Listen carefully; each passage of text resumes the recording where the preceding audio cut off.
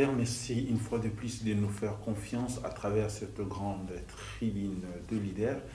Nous avons le réel plaisir de vous tenir une fois de plus compagnie dans le cadre de cette grande magazine où nous avons toujours l'habitude de recevoir pour vous un grand homme de Dieu, un leader charismatique. Il s'agit du bishop Ejiba Iyamabia. Avec lui, nous allons décortiquer l'actualité tant sur le plan national et aussi bien sur le plan de la communauté de l'église pentecôtiste des secouristes. Mais bien avant que nous puissions entrer dans notre entretien prévu aujourd'hui pour vous, nous donnons le temps à l'homme de Dieu de pouvoir saluer le peuple de Dieu qui nous suit en ce net moment.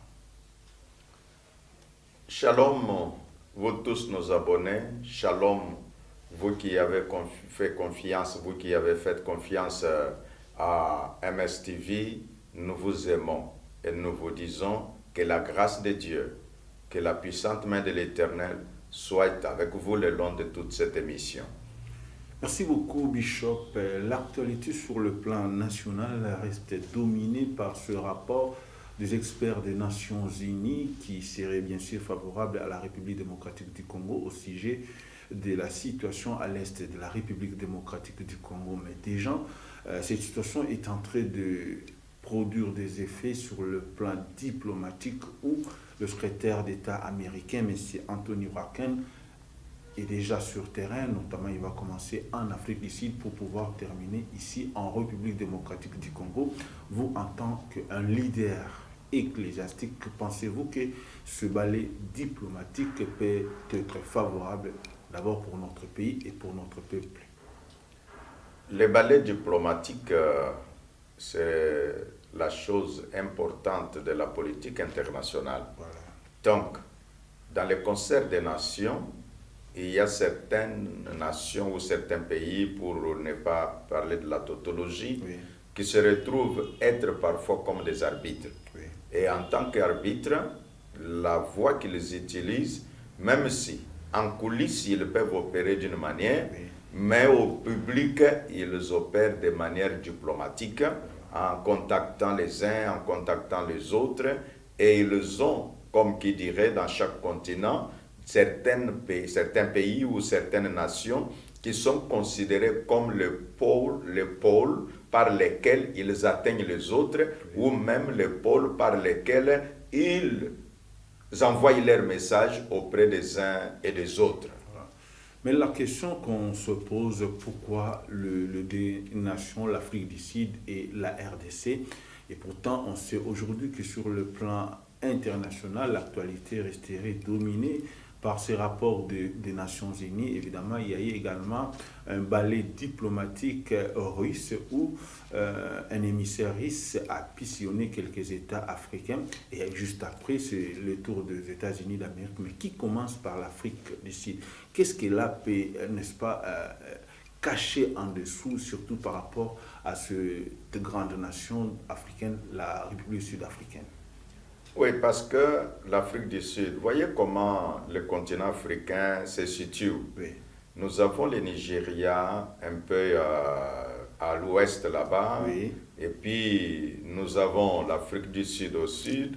Et sur le plan économique, la RDC a cette potentialité de ces minéraux et consorts, Oui. mais le développement n'a pas encore été celui qu'on attend pour rivaliser soit avec l'Afrique du Sud, soit avec le Nigeria. Oui. C'est pourquoi les grandes nations, quand ils veulent travailler, ils passent par ceux-là qui ont fait un effort quelconque. Et aussi par rapport à la superficie et aussi à la population. Et vous savez que les autres pays du continent, Oui. leur population, ça ne représente pas grand-chose. Et puis leur sous-sol ou les richesses qu'ils peuvent avoir ne représentent pas grand-chose par rapport à ce que la République démocratique du Congo regorge. Et cela étant, on ne peut que, on passe, comme qui dirait, prendre les thermomètres Voilà. en Afrique du Sud, Oui. avant d'aller là où ça chauffe, en République démocratique du Congo. Voilà. Mais en définitif, Bishop, ce que le Congolais attend, c'est la pacification de l'Est de la République démocratique du Congo ont besoin aussi de répondre à certaines occupations et atrocités qui se passent au niveau de l'Est de la République démocratique du Congo. Voyez-vous dans ce balai diplomatique la sortie dans cette crise qui ne fait que durer en République démocratique du Congo? Nous, comme Congolais, oui, ce que nous pouvons faire, c'est faire entendre notre voix. Faire entendre notre voix signifie, par nos institutions, oui, on dit à ceux-là qui viennent que voilà ce que veut la population. La population a besoin de la paix. Pourquoi l'on peut parler de ces atrocités de 20 ans durant, voilà, et il n'y a jamais eu de solution? Et par là, nous ne pouvons pas demander à nos institutions de s'opposer à ces gens-là. Voilà. Sinon, nous les sacrifions. Ce que nous pouvons faire comme peuple, c'est nous lever, c'est-à-dire, nous, peuple, nous parlons un certain langage. Non pas en nous attaquant à nos institutions, oui, et aussi on ne peut pas s'opposer aux grandes nations, sinon ils vont dans la diplomatie où il y a un principe qui dit avec l'homme fort, on ne s'oppose pas, on ne discute pas, oui, oui, mais on négocie. Et quand les gens comprenant cette situation diront, bon, ok, nous comme peuple, soyons derrière nos leaders. Oui. Quand les autres nations voient que le peuple est derrière les leaders, automatiquement ils se diront, en tout cas, respectons ces leaders-là, oui, et respectons l'opinion qu'ils donnent. Et parce que les leaders iront, c'est pour transmettre le vœu de la population en disant que si moi, je suis là dans telle ou telle autre position, je suis chef de l'État, je suis président de l'Assemblée nationale ou du Sénat, je ne parle pas de mon chef, je parle au nom du peuple. Et parce qu'on parle au nom du peuple, les puissantes nations, puissantes soient-elles, ne viendront pas écraser tout un peuple. Ils entendront en disant, bon, mettons un peu d'eau dans notre vin et faisons de manière en sorte que ce peuple-là ne se sente toujours pas meurtri. Ainsi dit, de l'intérieur, nous avons besoin de la conscientisation. De l'intérieur, nous avons besoin d'aider le peuple à savoir que nous devons faire ce que disait un grand homme politique qui nous a quittés, la prise en charge. Donc, savoir se prendre en charge. Oui, merci Bishop, nous vous avons suivi avec beaucoup d'attention, mais il y a certaines opinions qui pensent qu'en ce moment et par rapport aux problèmes qui font face à la République démocratique du Congo, il est opportun que nous puissions quand même avoir l'assistance de la Russie pour pouvoir mater certaines rébellions et répondre à certaines questions d'ordre sécuritaire en République démocratique du Congo. Je ne sais pas si vous partagez cet avis de nos compatriotes. Je dis d'emblée, je ne partage pas cet avis-là. Oui. Vous savez, il ne faut pas, juste parce que tu y as faim aujourd'hui, oui, tu es en mesure d'aller pactiser avec celui qui va te tuer demain. Donc, la Russie n'est pas un modèle de démocratie. La Russie n'est pas un modèle de développement non plus. Oui. Et la Russie, quand vous allez chez quelqu'un, c'est pour copier quand même ce qu'il y a de bon chez lui. Oui. Et donc, ni même pas par rapport au diplôme. Prenez les deux diplômes, celui qui a fini aux États-Unis, oui, et celui qui a fini en Russie. Allez chercher du travail en France. Qui va trouver le travail? C'est celui qui a terminé aux États-Unis et non pas celui qui a terminé en Russie. Oui. Et alors, vous allez en Russie pour gagner quoi? Ben, vous direz, bon, et militairement, ils peuvent vous vendre les armes et tout ça. Non, sur le plan militaire, tout est fonction des négociations que vous faites avec les Américains. Oui, oui. Et quand ils savent que vous êtes avec eux, ils mettront à votre disposition les équipements nécessaires pour vous défendre. Mais quand ils peuvent voir que parfois vous jouez à la chauve-souris, oui, ben, là, parce que, vous savez, les grands, entre eux, ils se parlent. Voilà. Et donc, je dis aux Congolais, ne pensons pas qu'aller vers la Russie serait d'une aide, petite soit-elle, il n'y aura rien. Voilà. Et donc, soyons avec les Américains. J'ai dit aussi à nos dirigeants quand vous traitez avec les Américains, comprenez-les et sachez comment ils opèrent, et vous bénéficierez de ce qu'ils ont de mieux, de ce qu'ils peuvent faire pour vous, et comment est-ce que vous pouvez faire les contrepoints nécessaires par rapport aux alliances qu'ils avaient peut-être déjà tissées avec d'autres nations ou certains responsables politiques qui vous ont précédé. Voilà. Justement, en tant que leader ecclésiastique, leader dans ce pays, nous avons dans quelques heures la visite du secrétaire d'État américain. Quel serait peut-être votre souhait par rapport à l'entretien qu'il aura avec des autorités congolaises pour pouvoir, n'est-ce pas, garder cette alliance avec les Américains et aussi bien répondre aux besoins de la République démocratique du Congo? Non, les Américains aiment toujours que vous puissiez les rappeler leur engagement. Oui. Si vous rappelez à un Américain son engagement, oui, et qu'il ne l'a pas honoré, l'Américain te dira pourquoi il n'a pas honoré l'engagement et quelle est ta part dans ça. Voilà. Nous avons, quand le régime de Fachi a commencé, oui, l'Amérique était là en parlant du partenariat privilégié, oui, avec la République démocratique du Congo. Mais c'est la base sur laquelle nos dirigeants peuvent tisser leurs relations, oui, en disant, mais vous êtes notre partenaire privilégiés. Voilà. Où sont ces privilèges-là? Nous sommes attaqués à l'est par le Rwanda. Oui. Où est-ce que Donc, quand vous mettez l'Américain devant les faits qui sont clairs, en lui rappelant ses propres engagements, oui, l'Américain peut mordre ça. Et déjà, il sait que, ok, ces gens sont avec nous, voilà, mais c'est nous qui sommes en train aussi de souffrir les chauds et les froids. Voilà. Oui, bango moko basala makamblokolo bato yoka kumato lobiete aza kusa makamblokolo mishoni moko boy. C'est-à-dire quoi? Bon, il check pour voir est-ce qu'aux anaïe ou bien aux anaïété. Voilà. Tu comprends ça? Oui.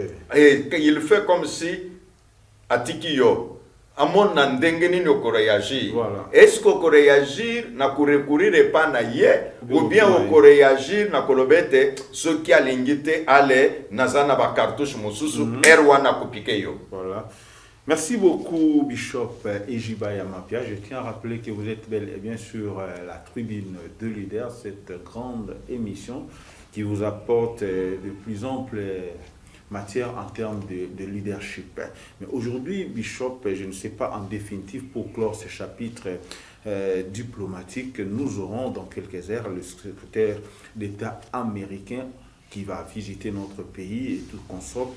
En définitive, on peut espérer à quelque chose.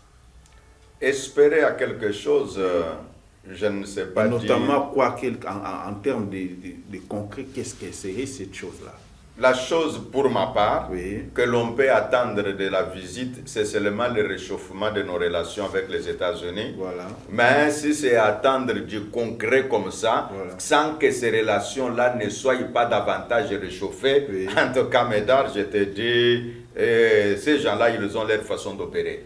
Donc, il faut tout faire pour les rassurer. Donc, si nous voulons obtenir, rassurons les États-Unis que nous sommes avec vous. Voilà. Quand vous leur donnez ces assurances-là, et vous jugez aussi par rapport au discours, que tiennent ceux qui vous entourent, parce qu'ils connaissent.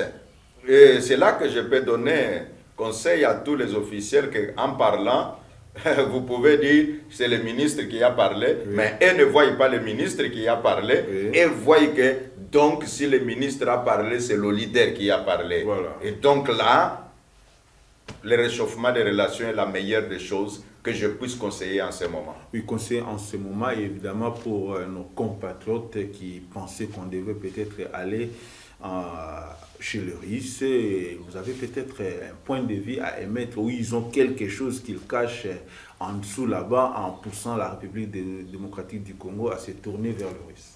Non, ça c'est juste, vous blaguez, vous allez vers les Russes, mais vous allez en payer très cher. Très cher. Et donc, moi, je ne veux pas que nos leaders payent cher de cette façon de penser. Dans la vie, Oui, le leadership, c'est la vision. la vision, oui. Quand vous savez que vous avez ce que vous visez, oubliez ce qui vous frappe dans les jambes. Voilà. C'est pourquoi vous voyez certains joueurs, quand il est devant le but, vous le bousculer, mais son pied est toujours à la balle. Voilà. Et parfois même, d'autres marques étant tombées par terre. Oui. Et là, c'est quoi? Il sait ce qu'il poursuit. Voilà. Et donc, la distraction n'est pas de mise à notre population. Nous devons savoir ce que nous voulons. Nous voulons la paix à l'Est. Nous devons savoir ce que nous voulons. Nous voulons un Congo fort. Nous voulons savoir avec qui nous pouvons faire un Congo fort. Ce n'est pas avec les Russes. Merci beaucoup. Nous avons donc tourné cette page diplomatique pour cette fois-ci revenir sur votre casquette en tant que leader ecclésiastique. Vous êtes à la tête d'une grande communauté, l'Église pentecôtiste des secouristes. Évidemment, vous avez le devoir, cette grande tâche d'assister et de secourir la population sur le plan spirituel. Je ne sais pas, après la consécration de pasteur, l'ordination de pasteur, il y a eu également la retraite de jeunes. Je ne sais pas si le bishop Ejiba aura quelques temps de repos ou il envisage dans les jours à venir un autre événement pour pouvoir, n'est-ce pas, aider et secourir le peuple de Dieu. Aider et secourir le peuple de Dieu, c'est notre mission. Oui. Nous disons chez nous, l'Église pentecôtiste des secouristes, dans un monde en détresse, Dieu envoie les secouristes avec mission de rendre les faibles forts, l'équiper pour les permettre d'être capables de prendre sa destinée en main. Voilà. Face à ça, nous disons que ce mois d'août, nous sommes en prière. Voilà. Déjà cette semaine, nos différents services tournent en prière pour implorer la grâce de Dieu. Oui. Et donc à la fin du mois, le 23, le 24, le 25 août, 3 jours de jeûne et prière. Oui. Et nous en appelons à tous ceux qui suivent ce programme, qui sera dirigé par mon fils spirituel et biologique, le prophète Eugène Ejiba. Oui. Et nous aurons le samedi dernier du mois le grand culte charismatique. Voilà. Là, nous permettons au charisme d'opérer, nous prenons le temps de nous émouvoir dans le bain du Saint-Esprit. Et voilà les grands programmes que nous avons pour ce mois d'août. Voilà. Qu'à cela s'ajoute maintenant les programmes de tous les dimanches. Les dimanches pour célébrer le grand roi, l'Éternel Dieu Tout-Puissant. Les dimanches pour adorer celui qui nous a créés à son image. Voilà. C'est cela que je peux convier les uns les autres à ne pas manquer à ces services de puissance. Justement, Bishop, vous avez instauré un système au niveau du quartier général de l'Église pentecôtiste des secouristes où il y a des fois, vous observez un culte sans chaise, vous êtes à même les sols. Que cela peut revêtir comme signification devant l'Éternel. Devant l'Éternel, nous nous humilions. Devant l'Éternel, nous nous rabaissons.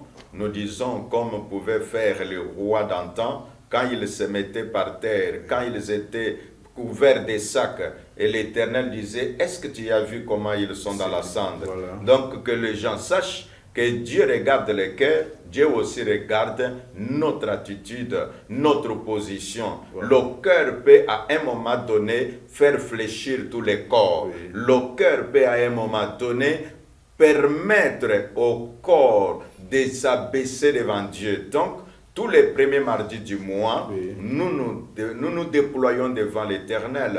Nous allons vers le Créateur. Nous allons vers le Dieu Tout-Puissant pour dire au Dieu, aie pitié de nous. Parce que Dieu lui-même a dit, si mon peuple sur qui mon nom est invoqué Voilà. s'humilie, si mon peuple sur qui mon nom est invoqué cherche ma face, Voilà. je l'exaucerai et je répondrai. Voilà.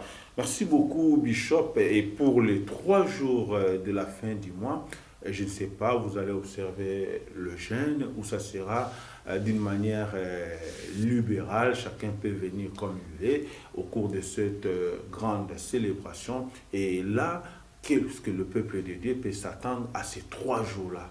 Il y aura seulement des enseignements ou il y aura aussi des séances de prière et de délivrance pour pouvoir répondre aux questions qui préoccupent le peuple de Dieu en ce net moment.